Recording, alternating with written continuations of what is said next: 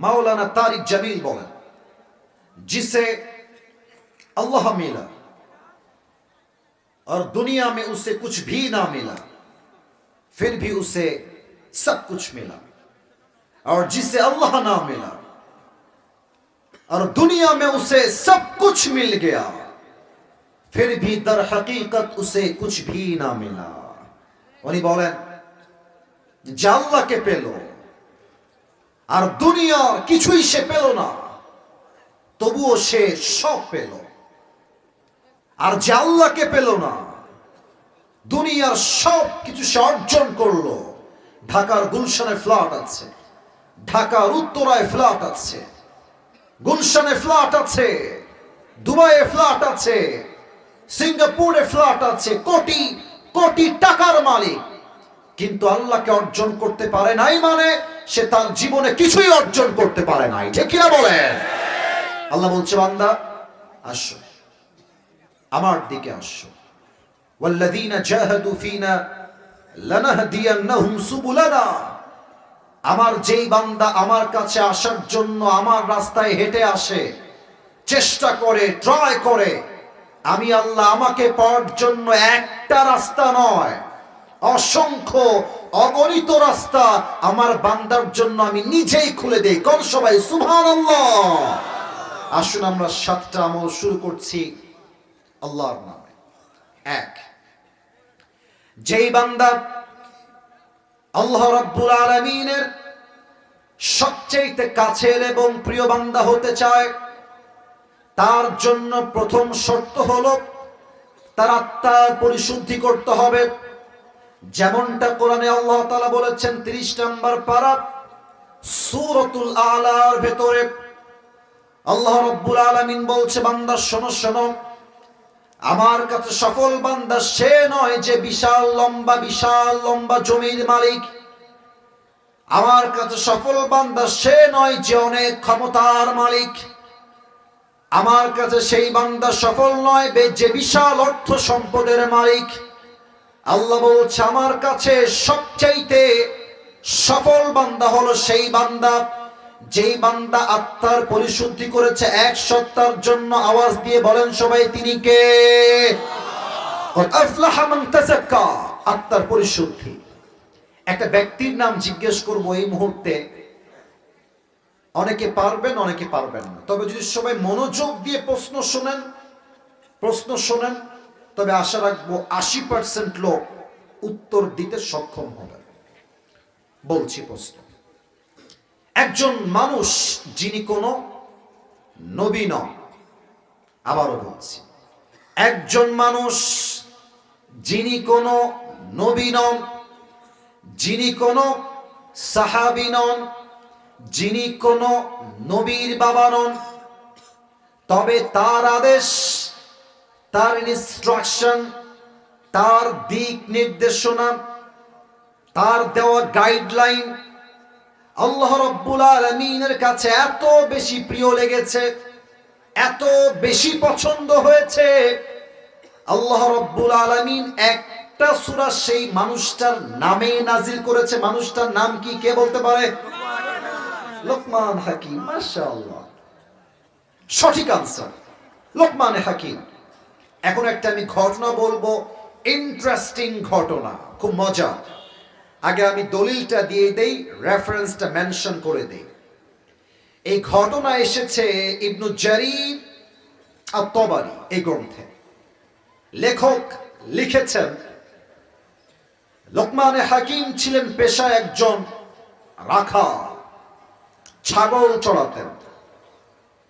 তো লোকমান হাকিমের মালিকের কাছে একজন যুবক এসে বলছে, হে লোকমানের মালিক, আপনার কাছে যে যুবকটা কাজ করে তার নাম হলো লোকমান, তবে এই যুবকটা কোনো সাধারণ যুবক নয়। তার উইজডম, তার মেধা, তার ইলম, তার জ্ঞান, তার প্রজ্ঞা, তার ক্যাপাসিটি, তার নলেজ, তার মেধা এতটা উচ্চাঙ্গে, এতটা উঁচু লেভেলের, যখন কোথাও সে ছাগল চড়াতে যায় রাখাল হয়ে, তার জ্ঞান গর্ব 2-1টা কথা শোনার জন্য 14 গ্রামের মানুষ একটা মাঠে বিশাল লম্বা ভিড় করে দাঁড়িয়ে যায়। সুবহানাল্লাহ পড়বেন না? লোকমানের মালিক বলছে, আরে তোমার মাথা ঠিকঠাক আছে মিয়া, দৌড়। আমার আমার রাখাল এইটা, ও আবার এত জ্ঞানী মানুষ কবে হইল? তুমি ভুল বলছো, আরে যাও তো তুমি, ভুয়া কথা। যুবক বলছে, হে লোকমানের মালিক, if you don't believe me then you can test him. যদি আপনি আমাকে বিশ্বাস না করেন, আপনি আপনার গোলামকে চেক করবেন যে তার মেধা আসলে কত ভালো।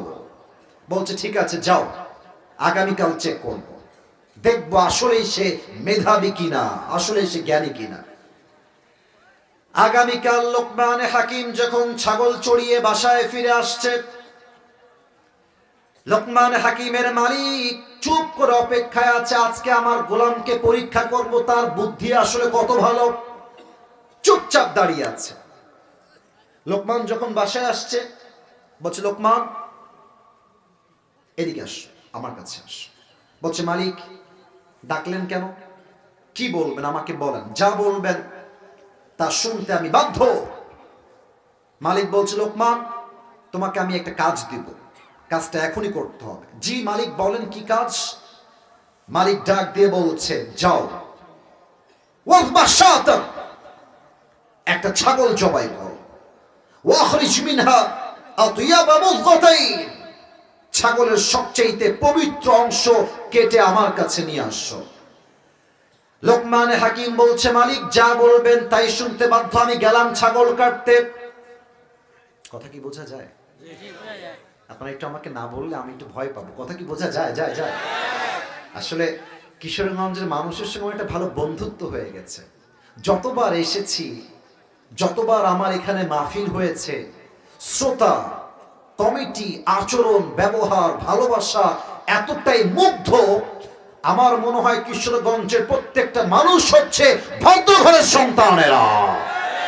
আপনাদেরকে বড্ড ভালোবাসেন কলিজার থেকে। আমার কথা কি একটু ভালো করে বলবেন, দিল থেকেই বলবেন। আমার কথা কি বোঝা যায় নাকি যায় না? তো বলছে, যাও, পবিত্র অংশ কেটে নিয়ে আসো। লোকমান হাকিম এসে ছাগল জবাই করেছে। ছাগলের সবচেয়ে পবিত্র অংশ কলিজা কেটে নিয়ে এসেছে। বলেন সবাই, কি কেটেছে? একটু জোরে বলেন সবাই, কি কেটেছে? এই নেন মালিক, সবচেয়ে পবিত্র অংশ কলিজা আপনাকে দিলাম কেটে, এটাই হচ্ছে সবচেয়ে পবিত্র। মালিক বলছে, লোকমান মাশাআল্লাহ, মাশাআল্লাহ, তোমার তো মেধা খুব ভালো লোকমান, ঠিকঠাক কাজ হয়েছে। এবার আর একটা কাজ করো। সোনামণি বসো, বসো বসো বসো বসো, না বসো বসো, তোমার কোনো ওয়াশরুম নাই, তুমি তো বিয়েও করো না, তুমি যাও কোথায়? বসো, আর প্যান্ট ধরে টান দাও, বসো বসো বসো, না বসো, যেও না যেও না যেও না। নতুন নতুন নতুন, বোঝে না বোঝে না। ওই আধা ঘন্টা পরে ওকে আমার চোখে পড়লো, পালায় যাচ্ছে, খুব চুরি করে পালাচ্ছে। হুজুর দেখলে ধমক দেবে, সে জানে ওর হয়তো এক নম্বরের চাপ, খুব চাপ দিয়েছে, লেট হিম গো, সে যাক। তবে এরপরে কেউ যদি আমার চোখের সামনে পড়ে, ঠ্যাং কেটে ফেলবো কিন্তু একেবারে। ভালোবাসা দিয়ে বললাম, মজা করে বললাম, কেউ যাবেন না, তাকবীর দেন সবাই, নারে তাকবীর। লোকমান হাকিমের মালিক বলছে, লোকমান আবার যাও, টাইম আবার কেটেছে কি? মালিক বলছে, লোকমান না না, শুনেছিলাম তুমি অনেক মেধাবী ছেলে, জ্ঞান প্রজ্ঞা ভালো, না তোমার জ্ঞান যদি ভালোই হবে, তোমাকে বললাম পবিত্র, তাও আল্লাহ কলিজা, বললাম নাপাক অংশ, তাও আল্লাহ কলিজা। লোকমান তুমি তো গাধা, তুমি তো ভালো চালাক ছেলে নও, তুমি তো বোকার ঘরের বোকা। আসলে কথা কি জানেন, জ্ঞানী মানুষ কথা বলে কম, কাজ করে বেশি। আর যে আসলেই গাধা, সে কাজ করে কম, কথা কয় বেশি। ঠিক কিনা বলে? লোকমান হাকিম বলছে, মালিক আপনি আমাকে বোকা বলেছেন, এটা আমি মাইন্ড করি নাই। আমি কি আসলে বোকা না চালাক, that's a different matter, you know, এটা ভিন্ন বিষয়। তবে একটা বিষয় কি মালিক জানেন, প্রত্যেকটা প্রাণীর দেহে একটা ছোট্ট গোস্তের টুকরা আছে। এইটা যখন পবিত্র থাকে, পুরো দেহটাই পবিত্র থাকে। আর এই দেহের গোস্তের টুকরা যখন নাপাক হয়ে যায়, পুরো দেহটাই তখন নাপাক হয়ে যায়।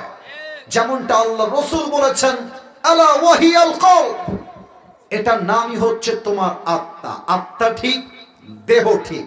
আত্মা নষ্ট, পুরো দেহটাই নষ্ট হয়ে যায়। ঠিক কিনা বলেন?